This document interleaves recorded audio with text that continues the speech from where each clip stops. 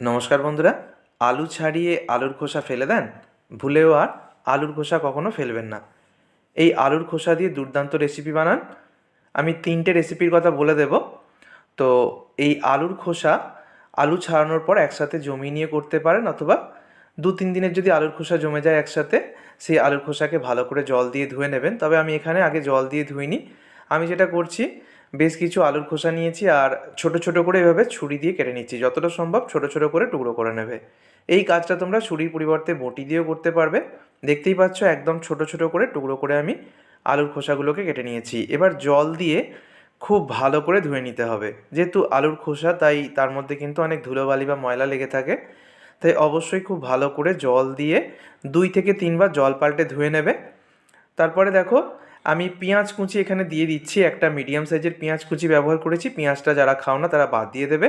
ঝাল বুঝে কাঁচা লঙ্কা কুচি দিয়ে দিলাম, ধনে পাতা কুচি। এবার এখানে আদা বাটা অ্যাড করলাম আর রসুন দিয়ে দিচ্ছি। তো চাইলে আবারও বলছি, পেঁয়াজ রসুনটা বাদ দিতে পারো। 1 হাতা মতো ময়দা এখানে আমি অ্যাড করলাম। তারপরে দিয়ে দিচ্ছি 1 হাতা মতো বেসন। তো ময়দা বেসন এগুলো আমাদের সবার বাড়িতেই থাকে। এখানে 1 হাতা দিয়ে দিচ্ছি আমি চালের গুঁড়ি।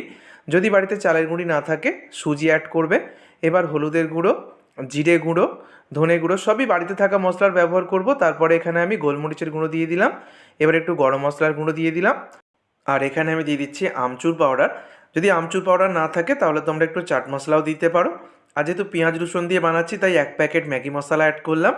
পেঁয়াজ রসুন ছাড়া বানালে ম্যাগি মশলাটা বাদ দিয়ে দিতে পারো। অল্প একটু কালো জিরে অ্যাড করেছি আর স্বাদ মতো লবণ এখানে দিয়ে দিলাম। তো মোটামুটি উপকরণ যা যা দেওয়ার দেওয়া হয়ে গেছে। এবার সব কিছুকে আগে খুব ভালো করে একসাথে মিশিয়ে নেব। খুব ভালো করে হাত দিয়ে একসাথে মিশিয়ে নেবার পরই আমি অল্প অল্প করে জল অ্যাড করে এটাকে মেখে নেব। যেহেতু বেসন আর ময়দা দেওয়া আছে, তাই খুব ভালো করে টান চলে আসবে। তবে খুব বেশি জল দিতে যাবে না, অল্প অল্প করে জল দিয়ে একটা মিডিয়াম ঘনত্বের মাখা আমি রেডি করে নেব। আলুর এই খোসা দিয়ে আলুর খোসা ভাজাও খেতে খুব ভালো লাগে, অথবা আলুর খোসার ভর্তা, সেটাও দুর্দান্ত লাগে, যেটা আমি আগেই শেয়ার করেছিলাম। ওই ভিডিওটার লিঙ্ক আমি ডিসক্রিপশন বক্সে দিয়ে দেবো, কীভাবে আলুর খোসা ভাজা করতে হবে অথবা আলুর খোসার ভর্তা বানাতে হবে, চাইলে দেখে নিতে পারো। আর আজকে যেটা বানানো হবে সেটা হচ্ছে আলুর খোসার পকোড়া। দুর্দান্ত খেতে হয়, একদম মুচমুচে হয় বন্ধুরা, ঠিক যেভাবে দেখালাম এইভাবে মেখে নেবে। তারপর তেল ভালো করে গরম করে নিয়েছি।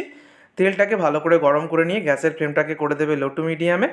লো টু মিডিয়ামে রেখে এবার একটু সময় নিয়ে এগুলোকে ভেজে নিতে হবে। আর একটু সময় নিয়ে ভাজলে এগুলো বাইরে থেকে ভীষণ ক্রিস্পি হয়। তো দেখতেই পাচ্ছ আস্তে আস্তে করে যখন গোল্ডেন ব্রাউন কালার চলে আসবে, তখন এগুলোকে আমি তুলে নেব।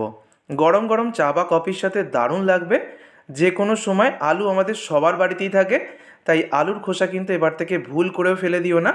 আলুর এই খোসা দিয়ে দুর্দান্ত পকোড়া বানিয়ে বাড়ির সবাইকে কিন্তু অবাক করে দেবে।